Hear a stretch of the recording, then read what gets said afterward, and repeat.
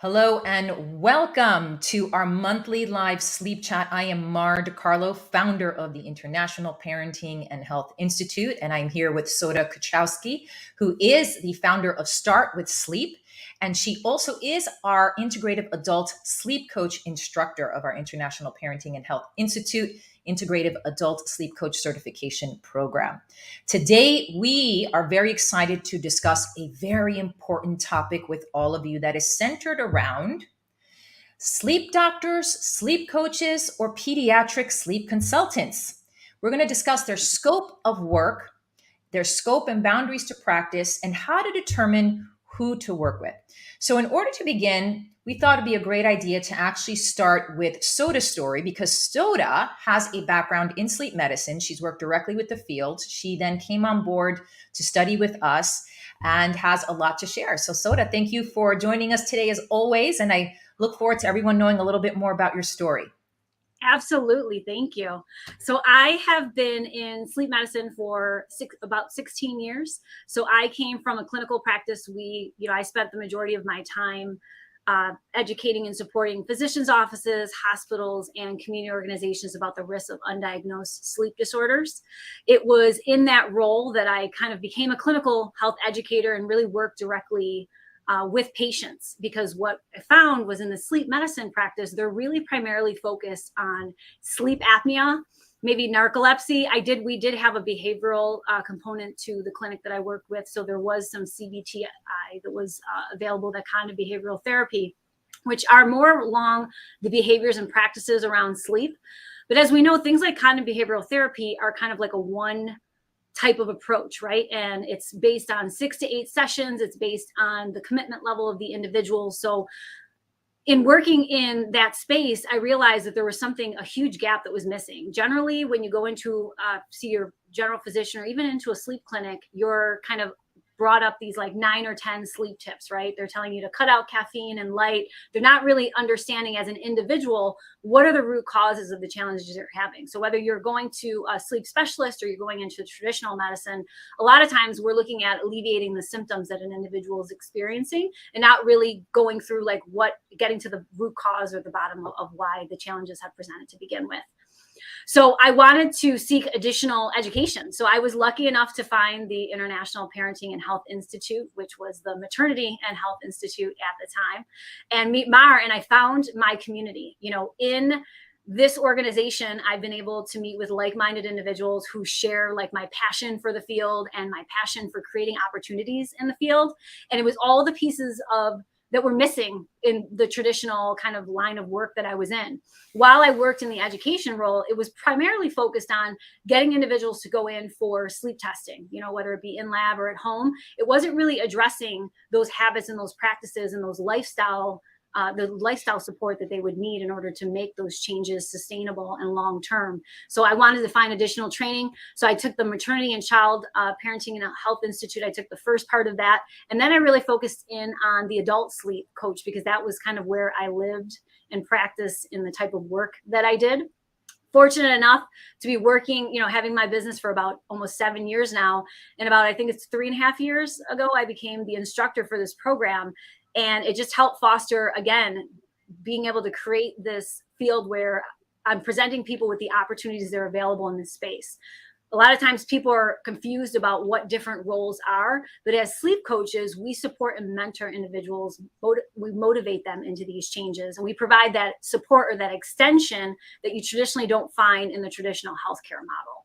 So I guess that's kind of a brief summation of where I'm at, but I'm just excited to be part of this newer part of sleep and sleep health.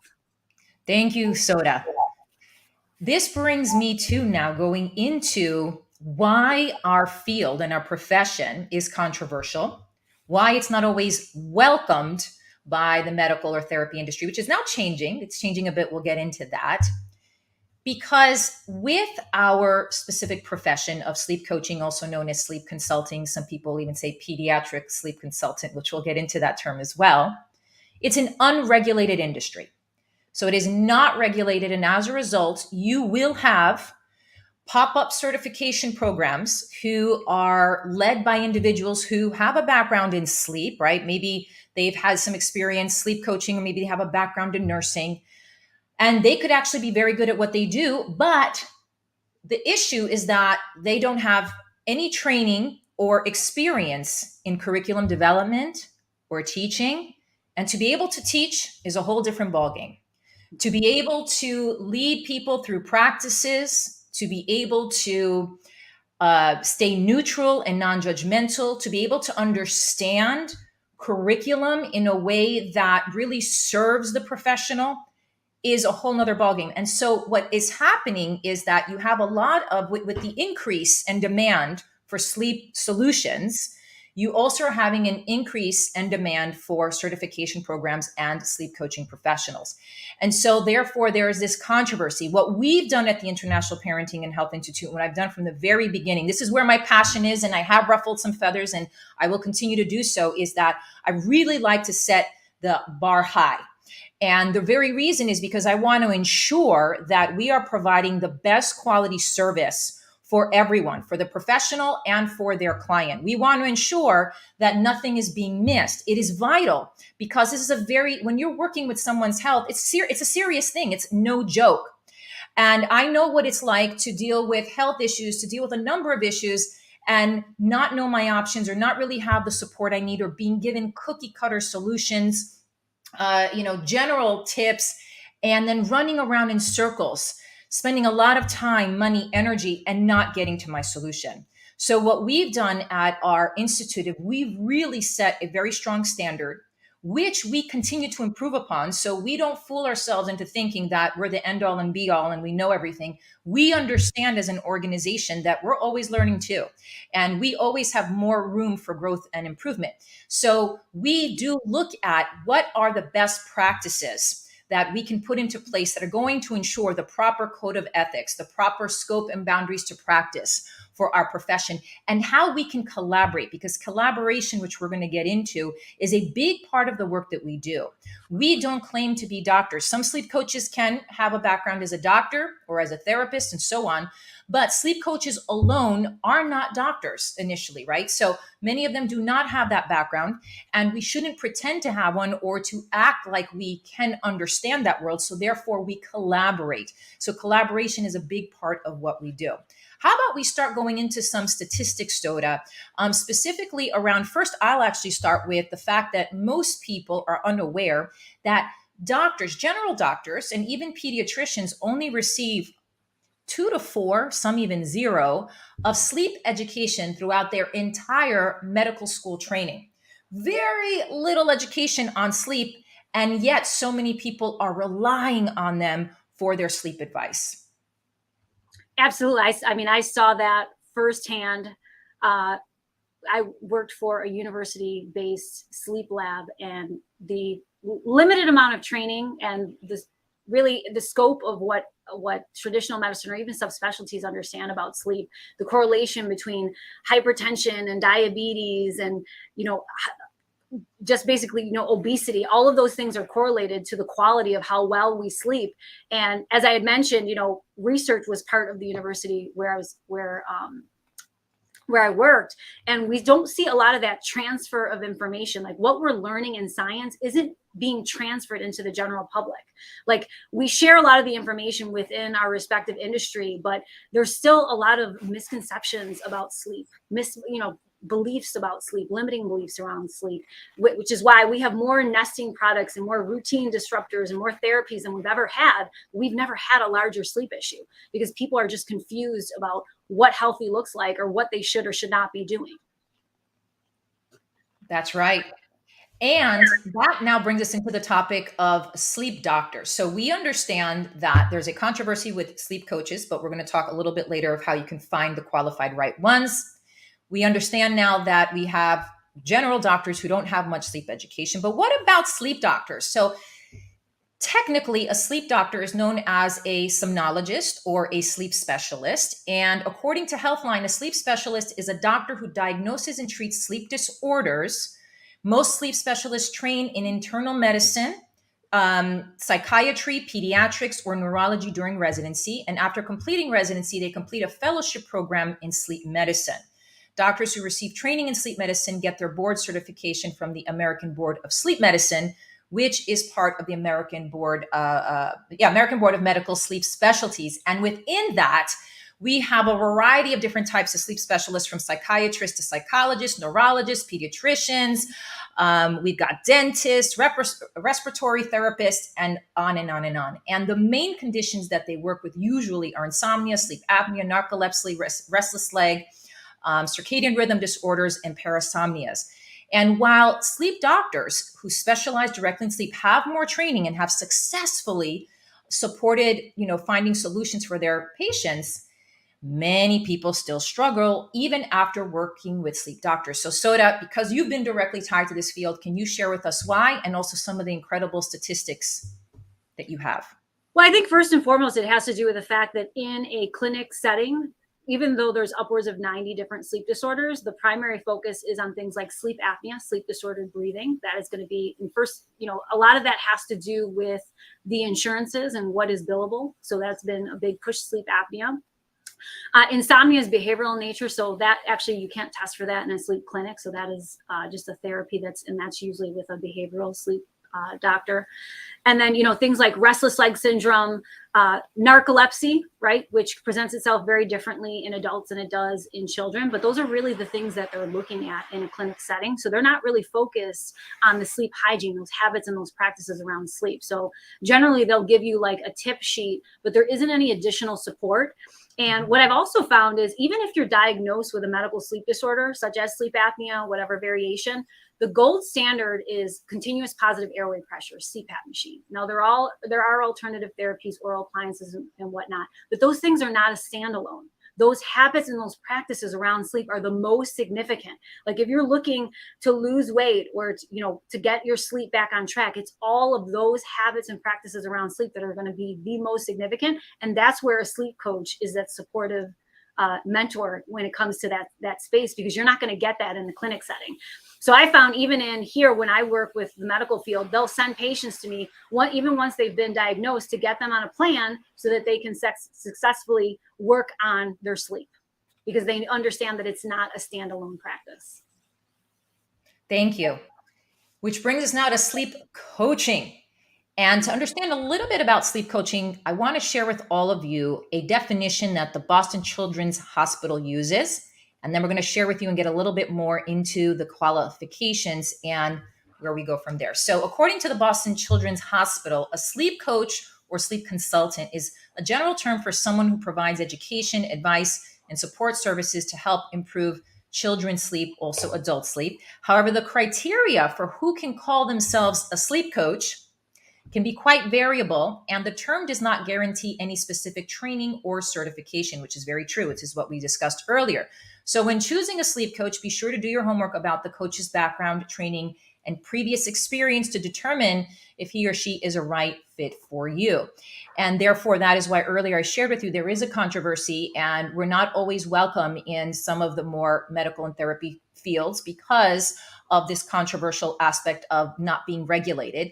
But as a result, let's take a look at then what does qualify a sleep coach, because we have to also admit that just in the same way that we have great sleep coaches who are highly qualified, where you have ones that are taking weekend certifications and not so qualified, unfortunately, you do also have doctors that, including sleep doctors, that will just focus on very superficial aspects with their patients, not go into a thorough, full investigation, and they do sell them short.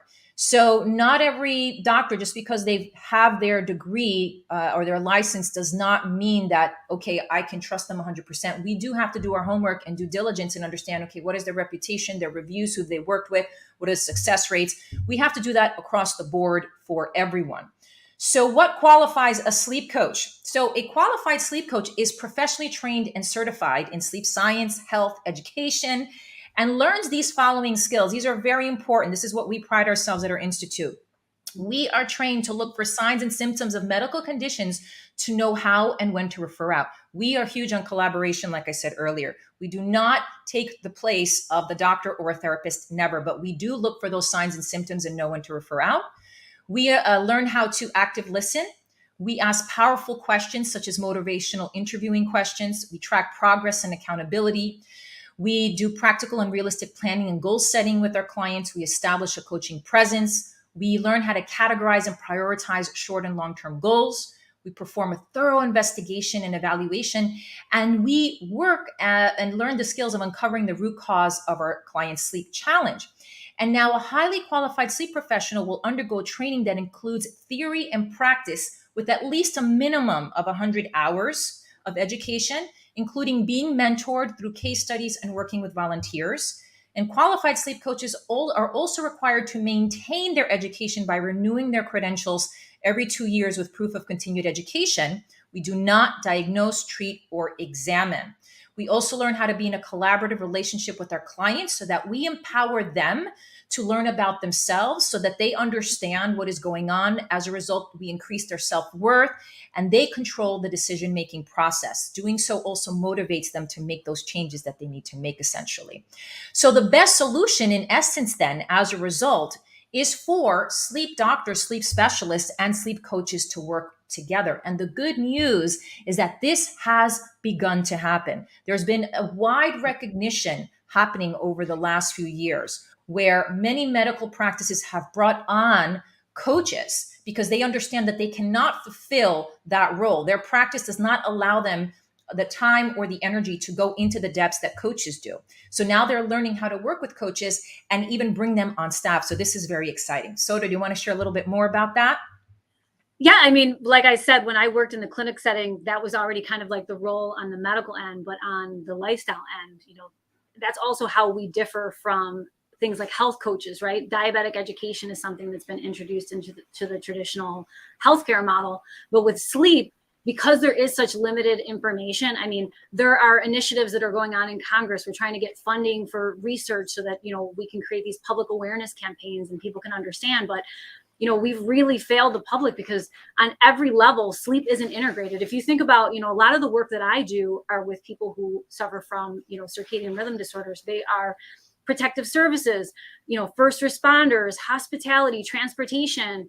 These are all the individuals who safety is really important to the job that they're doing, right? But, healthcare professionals, they're working crazy hours. Like the very places where we should see these type of models implemented are the same individuals that are supposed to be helping us, are the same ones that are struggling with a lot of these challenges, and it affects the quality of their life. It reduces their lifespan. It is a sense of urgency. I mean, you see people passing away in their sleep, and there isn't mention of the fact that sleep is connected to everything that we do. Not only is it a catalyst for personal and professional goals, for helping individuals be the best version of themselves and be the healthiest versions of themselves, but it helps them with maintaining and managing their short and long-term health. You know what I mean? When we're talking about the onset of these chronic diseases, that was one of my motivations. I mean, I saw all the things that were happening and all the gaps in the system. And I'm like, there has to be something else. Like there's something missing here where there's a disconnect. Mm-hmm. If a patient didn't want to go in for a sleep study, the doctor would say, well, talk to Soda. She's going to tell you all the reasons why it is that you want to do this and why it's important. They weren't going to take the time to do that. At the same time, if they're struggling and they're negative for a sleep disorder, they're going to say, okay, talk to her because she's going to take a look at your life. She's going to look holistically at everything that's going on. And she's going to pinpoint what are the things that are causing the challenges in with your sleep. Right? Because it's usually one significant thing that's having a ripple effect for everything else in your life. And that's where people struggle, right? And that's where, as coaches, we provide that additional piece. I mean, I can't tell you how many sleep conferences I've attended, sleep certifications and different programs. And it's like, they're very short-lived. I stopped attending sleep conferences because I spend so much time reading research and new things that are coming out. Even a lot of the stuff that's not new, that's things that are being retested. It just never becomes mainstream.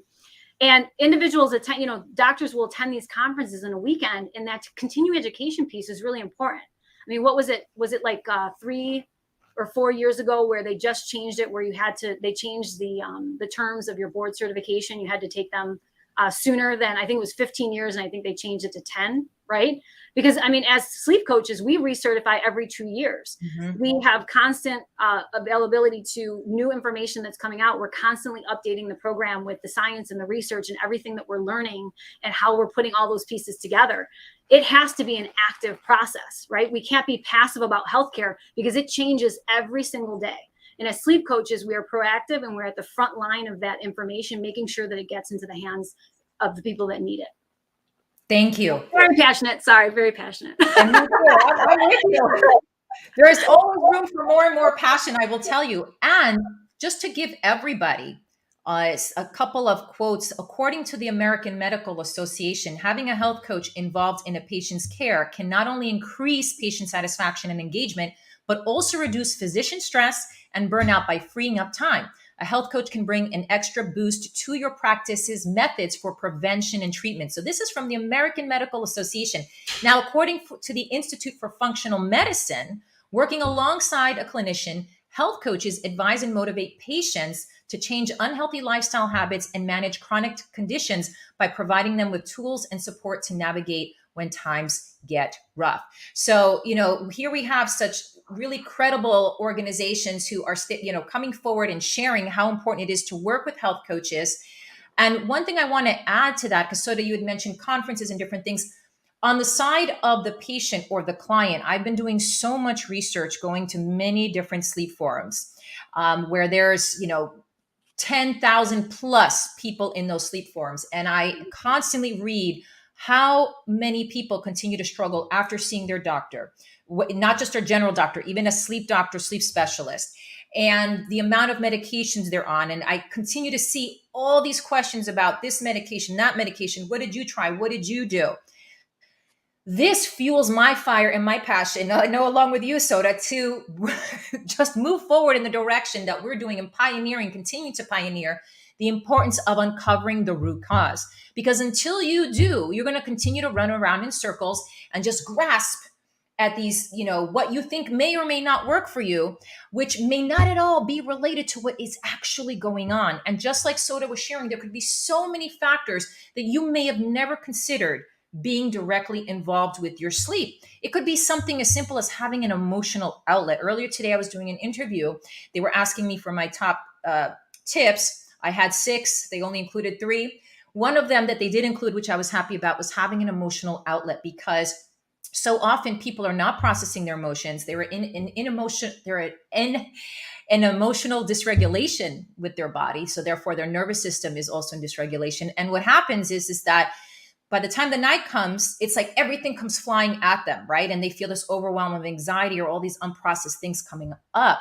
But when you understand how to work with your emotions, how to process your emotions, this helps. So this is one of many, many other things, even nutrition, that we go into within our program, and why Soda and I are on a mission, and we are constantly advocating for the work that we do. And of course, in a very highly qualified way, because we are also in agreement, Soda and myself, that working with any sleep coach that does not have the proper training, that is, working in a way where they just learned over a weekend, or maybe they learned from a really great program that was just based on theory, but not enough practice. We agree that, you do have to watch out for those. And it's important to work. If I could interject, there are a lot of programs, and while well-intended, and like I said, there's so many opportunities, and I welcome people in the space, but subjectively going through sleep challenges and creating a program is not the same thing as understanding the different medical conditions that could exist, referring out, collaborating with the right individuals, looking in the right space. Like, that is not the same thing as having formal training to understand how to help an individual find the root cause of their challenge. Like, I see these programs that are geared towards insomnia. There are many variations. Insomnia is a blanket term. Trouble falling asleep, staying asleep, waking up and not being able to fall asleep, waking up too early, waking up and not feeling refreshed. Like, that's a very big umbrella. You can't tell me that you went through all those different types of insomnia and now you know how to correct someone's issue, right? Like, that's where we kind of have, a lot of these things that are happening. We have limited professionals. I think I looked up some statistics, and as of 2016, there are only 659 behavioral sleep medicine providers in the United States. In second is Canada at 37. And then when we're looking at the providers per basically in terms of population. In New York, where I reside, it's 16 providers per 8,405,837 people. That is insane. Yes. In Los Angeles, it's 3 per 3,884,307. And this was pulled from the National Library of Medicine in a 2016 census that they pulled together in terms of this information. We have about 7,500 board certified sleep specialists, which is a much higher number than there were years ago. But again, it's very limited when you think about the fact that we have 329 million people in the United States, and over 100 million of them struggle with sleep at least once a week, right? Or several times a week. So it's just something relative to note, is that we don't have enough individuals in this space helping to alleviate a lot of these challenges that we see. Thank you for sharing that. So there is room to grow, so much room to grow. And that's why I'm so excited for the potential that we have in coming together, all these industries coming together and collaborating. Let's now, which brings me now to the next topic, which is, I think, very helpful to understand, is pediatric sleep consultants. What I will say is that, I will just say this off the bat. I know people who call themselves pediatric sleep consultants. They're very well intentioned, and I don't think they truly understand what happens when they label themselves this and what that actually means. So you might be wondering, is a pediatric sleep consultant a child sleep doctor? Because the term pediatric is being used. In the majority of cases, no. The majority of pediatric sleep consultants do not have a medical background. And if we're technically looking at the definition of pediatric, this is from according to the Oxford Dictionary, it's defined as relating to the branch of medicine dealing with children and their diseases. So that being the case, most pediatric sleep consultants fundamentally are just sleep consultants using an inaccurate title to describe them. So Soda, your thoughts? What do you think about this? This drives me crazy, because I mean, when I came on with the IPHI, the title that's used is maternity and child sleep consultant. And like you said, I mean, I come from sleep medicine. I come from the healthcare world. So, I draw those boundaries and the lines of respect. There's individuals who have gone to medical school. They've gotten extensive training, to be able to use those titles is considered a privilege. So I believe that when you use something like pediatric, it kind of, I guess, I don't know what word I would use for it, but it kind of dilutes the title and a lot of the the commitment that was put in to achieving those types of credentials. I think, maternity and child sleep consultant is more appropriate. But again, it's very misleading, because when we look at medical sleep disorders, of which, I've mentioned there's upwards of 90, they present very differently in children than they do in adults. And I can't tell you how often I've had conversations with people who title themselves this, and they don't even understand when they're talking to parents about things like bedwetting or grinding or mouth breathing. And these are all signs of sleep apnea, which they're in need of a medical sleep specialist, but they're trying to alleviate, obviously you can alleviate snoring naturally in some realms, but when we're seeing this developmentally in children, like, it's really important that they're getting the help that they need. So I work with, dentists and specific pediatric sleep specialists that work in, that's what they specialize in. But I think that you have to be very careful in using that type of terminology, because it is very misleading. And I've had several cases that have come to me where for years it was missed because they just did not have the training to identify that was present. Misleading, and also I feel diminishes the credibility of our industry at the same time, because as you had mentioned, it's a privilege to earn such titles when you are tied into the medical field, and then creates a divide, because essentially you understand that pediatric sleep consultants, the majority of them, because there are a very minor few that may have a background as a doctor, but the majority do not. And as a result, they're coming forward with this title. And so someone who is a doctor will say, pediatrician will say, how are they qualified in the medical field? And already that's creating a divide and misleading and diminishing the credibility of our industry. And what we want to do is we actually want to strengthen the credibility of our industry. For those of you also who asked the question of what's the difference between a sleep coach, sleep consultant, essentially they're the same, because when you are performing your practice, you're doing both. You will have aspects of coaching that is really helping and empowering the client discover what is going on. You're asking powerful questions, really having them take charge of their health and their life and so on. And at the same time, you are advising them and so on. So there's a lot of qualities of both consulting and coaching. So you will see those interchangeably. And that's fine, because essentially that's what sleep coaches, sleep consultants are doing in their practice. But the term pediatric, always for me, I say so inaccurate. It's so misleading.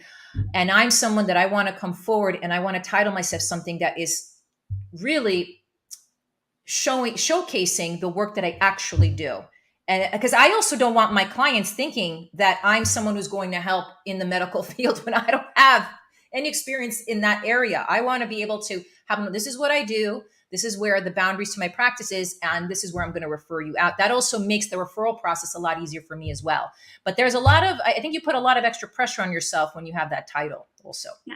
And I think for me, the distinction between the consultant and the coach is the consultant really identifies those factors, but the coach is that hand holding. I mean, we see now, like, there's so many wearable trackers. So many of these companies are now trying to invest in sleep coaches because they realize that that data is really, it only takes them so far, because you can send, you know, a notification to someone to, it's time to step away from, you know, the light, or turn off the TV because it's time to get to bed. It's easy to swipe away those notifications. But when you're working with someone, it's like working with a personal trainer or nutritionist. We're putting a plan in place, and then we're helping you in whatever capacity that is.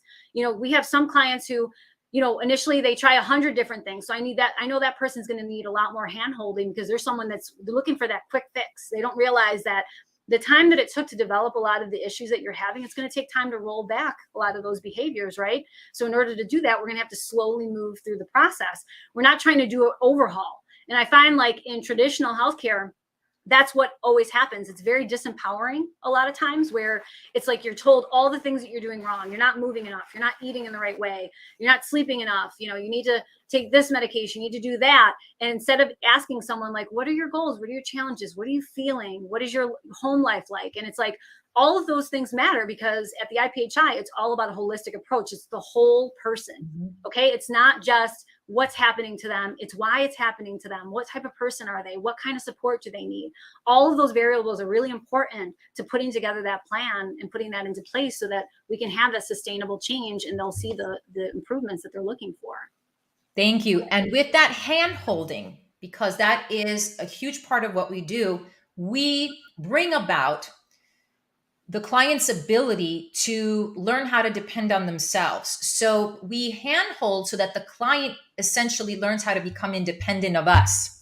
So the goal is not for them to be dependent on us as coaches. The goal is, we're going to empower you to understand what's going on.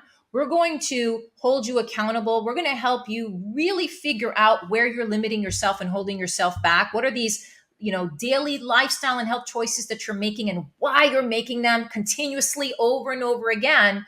What's up with that? We're going to help you.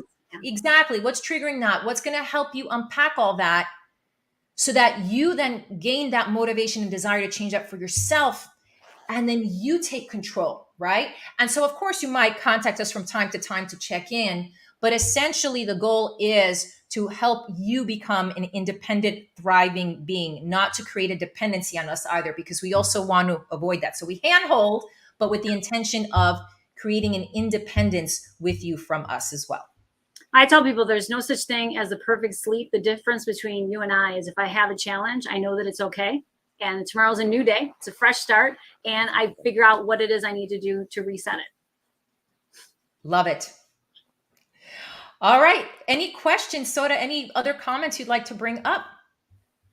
No, I think it's a great conversation to have, because a lot of times people are, you know, when I first started in this industry, people are like, well, what is a sleep coach? And I would always use that analogy of, you know, the way you work with a personal trainer to figure out the best exercises to move in the right way, or, you know, a nutritionist to figure out like a plan. That's what a sleep coach does. We figure out, like, what are the ways that you need support in your life, so that we can empower you to make those choices, right? And to be able to get that good sleep, because good, consistent sleep, I mean, the benefits are plentiful. But when we sleep poorly, it has a huge impact on everything, our mental, our physical, our emotional health. So there is a sense of urgency when it comes to this, because the sleep issue is growing larger. And what we want is, we want to help people sleep better. You know, the way everything is set up, the way our healthcare is set up, the way we build our communities, the way our work industries and everything that we put together, it's all working against us in terms of what we need. And sleep is a biological need. We need it, right? To be able to restore our body and our mind. So I think it's just an important conversation to have. It's a very important conversation to have. And you discover so much about yourself because we go into things that are just beyond the baseline of what you understand, right? We all know the importance of light, for example, sunlight exposure. We hear about nutrition. We hear about having a routine. There's so many standard foundations of sleep that we hear all the time and that are repeated over and over again. But then we go into many of those that are not and help you discover where you specifically are sabotaging yourself. And that's where it's exciting for us because we have a very deep understanding of the sleep health and science and can provide a lot of education, but we also have a lot of training and skills around the coaching aspect to really help you understand how you're getting in your own way. So that leads me to share with all of you. Can I just add one last one thing that you said, because coming from, sleep medicine and the tips that are often provided, the number one thing people love to do is to tell you to turn off the lights before bed. But the better recommendation for light is to make sure that you're getting natural light first thing in the morning. That kickstarts your circadian rhythm. It produces serotonin, our happy chemicals that stabilize our mood, precursor to melatonin, which later help to regulate our sleep. The better tip is to talk to people about light regulation during the day. We spend so much time blocking it, working in dark environments. We're in our homes, drawing the blinds, having sunglasses on. We need that blue light during the day. That's the better recommendation. Exactly, which is, again, why we focus on what you do in the day affects the night, right? All the choices you're making in the daytime affect the night. So it's not just, now that I'm before bed, now I'm going to start to add in, these sleep tips. Exactly. 100%. Too late, Glenn. It's too late. Exactly. Right. Okay. So on May 17th, Tuesday, May 17th, I'm offering a free online class. It's a Facebook online event. It's called Learn the Ultimate Holistic Ways to Address Your Sleep Challenges. This can be for adults or children. I'm going to share the holistic science of sleep method, which Soda and I share with our professionals and use ourselves. So you get to learn about it. If you haven't had an opportunity or don't have access to working with a sleep coach or a sleep doctor who's not working holistically, this will give you a great opportunity to understand how we work and all the different areas that we go into. So you can begin yourself to learn how you function both inside and out, and what are some of the things that you can do immediately to start changing your life around and get better sleep. So that's going to happen on Tuesday, May 17th, 10:30 a.m. Pacific time, 1:30 p.m. Eastern. You can enroll or join in this free class by going to our Facebook events page. So it's facebook.com/Parenting Health Institute/events. I will also have a link below here. And I'm also going to include a description, or I would say an excerpt of what we shared today, which is a new chapter that I added in my book. So my book came out, Awakening Through Sleep, came out in 2020. And since then I've revised it a bit. I've added a chapter which goes into finding solutions and talks a lot about what Soda and I discussed with all of you today. So I'm going to share that as a gift with all of you, and that will be attached to the notes, and you can upload that below as well. So we thank you so much for listening today and receiving all this information. If you have any questions, any comments, please feel free to share them in the comments below. If you really like this, click that like button so other people can also gain access. Hit subscribe, because when you subscribe, you will get notifications when Soda and I give these live sleep chats every single month. So the first Tuesday of every month, we are here. We look forward to sharing more information with you. If you're stuck in any area, if you want to see certain topics, we are here for you. If you want to learn more about Soda's incredible business, because she has an incredible business, which I always love sharing about, is just visit her website, startwithsleep.com. She is in Buffalo, New York. She's a resource center for not just her community, but around the world. And the things that she's doing is very innovative and incredible.